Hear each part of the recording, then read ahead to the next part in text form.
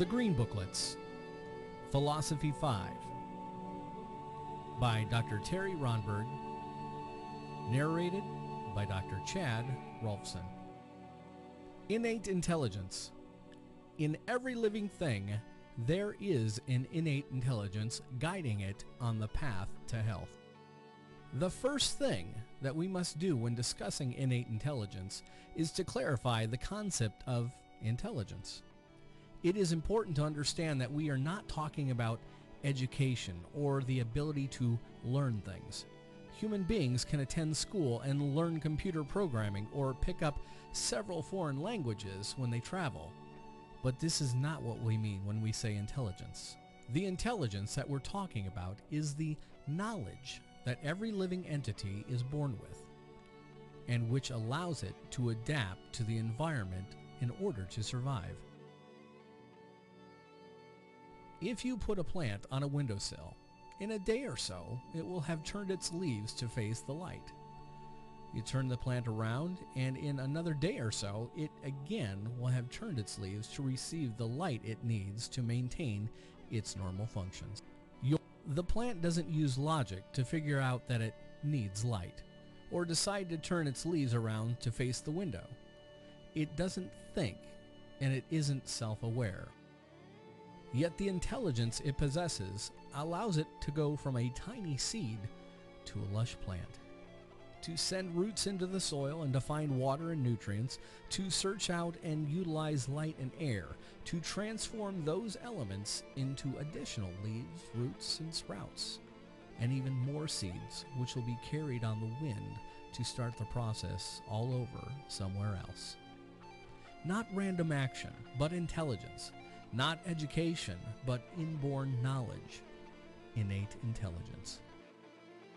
But what is this intelligence? Where does it come from? How does it work? No one knows the answers to these questions. Living things are not random collections of molecules and atoms. They are organized into functioning entities that adapt to their environment. Therefore, we accept as a basic principle that there is order to the body, which we have chosen to call innate intelligence. But unlike universal intelligence, we do not have the ability to understand exactly what this intelligence is or how it works. We only know that it exists.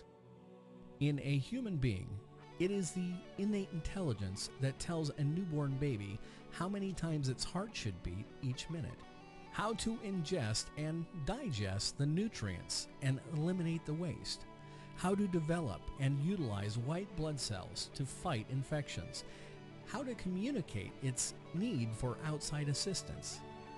No one has to teach an infant these things. Yet, innate intelligence can only guide the internal functioning of that child.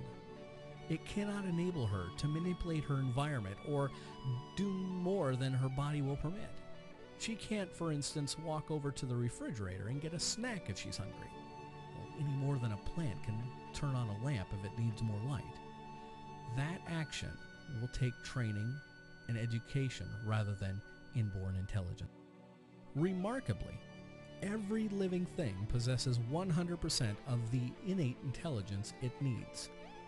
You'll never see a plant which knows that its roots need to grow down into the soil, but doesn't know the leaves need to grow upward toward the light. Can you imagine the poor plant pushing both its roots and leaves downward because it only had 50% of its innate intelligence? If an entity is alive, it possesses 100% of the innate intelligence it needs. Moreover, by its very definition, the innate intelligence is always normal, and its function is always normal. What this means is that our bodies know exactly what they need and how to adapt to our environment in order to function best. If our physical and emotional health relied solely on our innate intelligence, we would all be perfectly healthy. But there are other factors at work.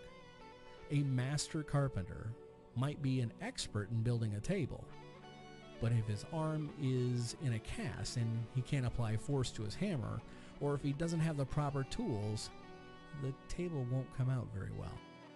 Your innate intelligence is an expert in running your body. But if it's hampered by a lack of force, well, innate energy, or a lack of proper tools, innate matter, the result will be less than normal functioning. These three elements, innate intelligence, innate energy, and innate matter, make up the triune of life. Since a person's innate intelligence has the expertise it needs to properly maintain that body, chiropractors don't address themselves to that area, nor do they involve themselves with the actual tools provided to each person, well, the body and internal organs. Their concern is with the innate energy or force which provides the link between innate intelligence and innate matter.